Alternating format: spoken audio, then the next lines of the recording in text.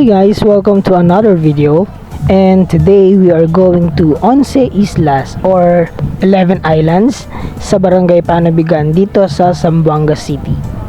So for this tour guys ay nakapag-book ako ng joiner tour sa isang travel agency dito sa Zamboanga at sila na ang nag-arrange ng tour na ito.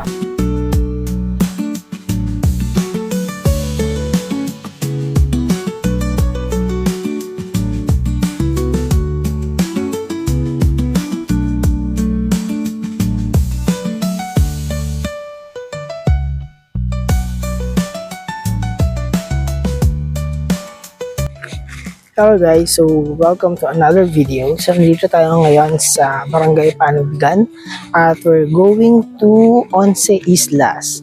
So guys, for this tour guys, kumuha ako ng tour package from iTravel Tour Agency dito sa Zamboanga City.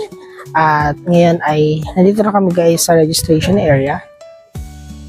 Ayan, so inasikaso lang ng aming tour guide yung permits para makapag island hopping dito sa 11 Islas.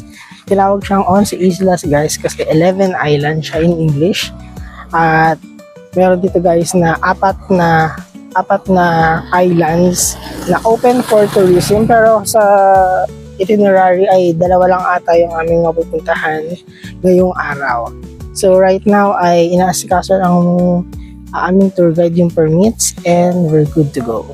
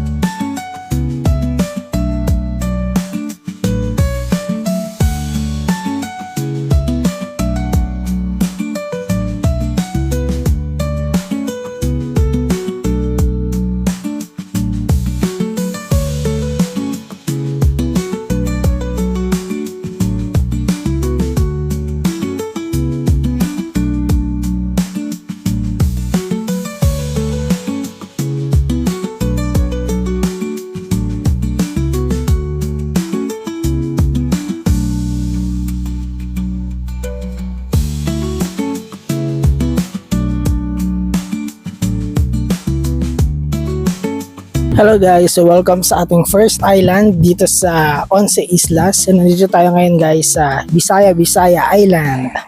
Ayan, so dito yata kami mag-stay guys hanggang lunch. At meron na kaming cottage doon na binigay. Ayan, so dalawang groups kami guys. Galing sa iTravel. Guys, ito palang Bisaya Island ay meron siyang kakambal na island. So ito sa likod ko. So kapag low tide ay nagiging aswan itong islands na ito. Dun sa kabilang island guys ay may mga rock formations wherein mamaya daw ay around 10 or 11 daw. Pag bumaba na yung tubig, magtitrek daw kami dyan for the rock formations. Ngayon kasi may tubig pa sa gitna. Ayan guys. Okay, so ngayon ay free time lang kami. Pwede na daw maligo dito sa dagat. At waiting na lang din na bumaba yung tubig para makalipat kami dun sa kabilang island.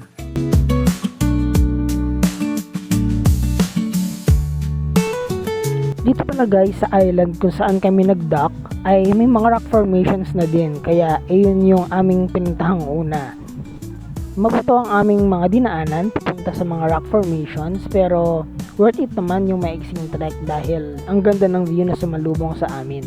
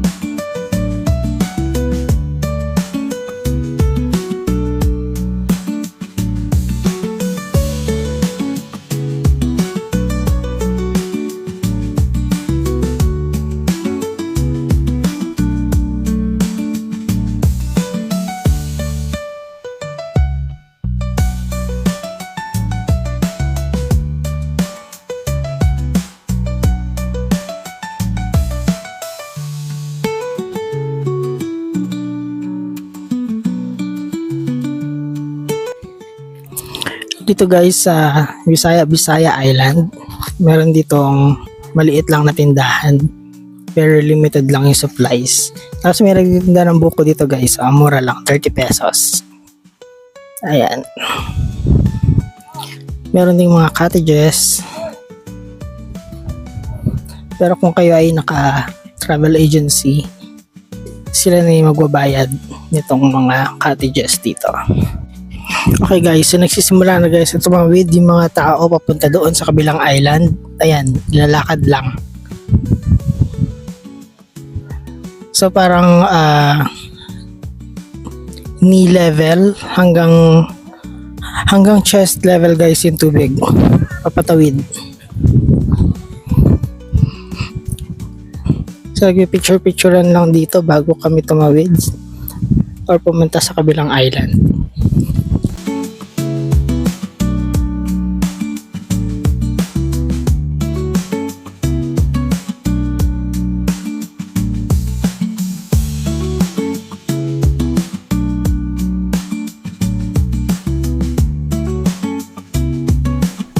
Hindi na pala kami tumuloy sa pagtawid sa kabilang isla for safety purposes dahil medyo mataas pa yung tubig at madami daw stonefish at sea urchins sa lalakaran at yun yung iniiwasan, kaya naman nagtungo na kami sa next island.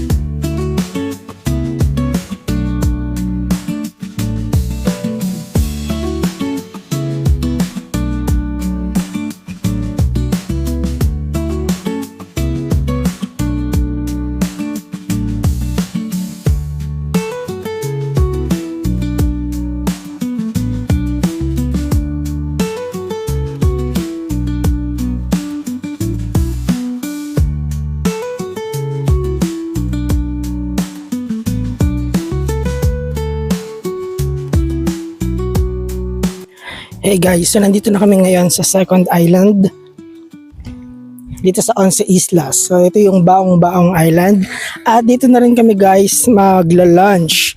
So may hinihandang lunch yung agency na aming na-book at yung dalawang groups na kasama namin ay dito rin magla-lunch. Ayan, so tara guys, punta tayo dun sa aming cottage at tayo magla-lunch na. Dito pala guys sa Baong-Baong Island, ang pwede lang gawin dito ay picture taking saka maligo. Ayan. Meron daw dito mga starfish pero wala pa akong nakikita. Ayan guys, so ang pinanggalingan namin kanina ay doon sa island sa likod. Nandun yung Bisaya Island. Bali guys, 4 lang yung open na islands dito for tourism, pero 2 lang yung included dun sa aming island hopping for today. So dito na kami guys mag-stay hanggang mamayang bago mag 2 PM ata, kasi by 2 PM kailangan nakabalik na doon sa port lahat ng mga nag-island hopping dito sa Once Islas.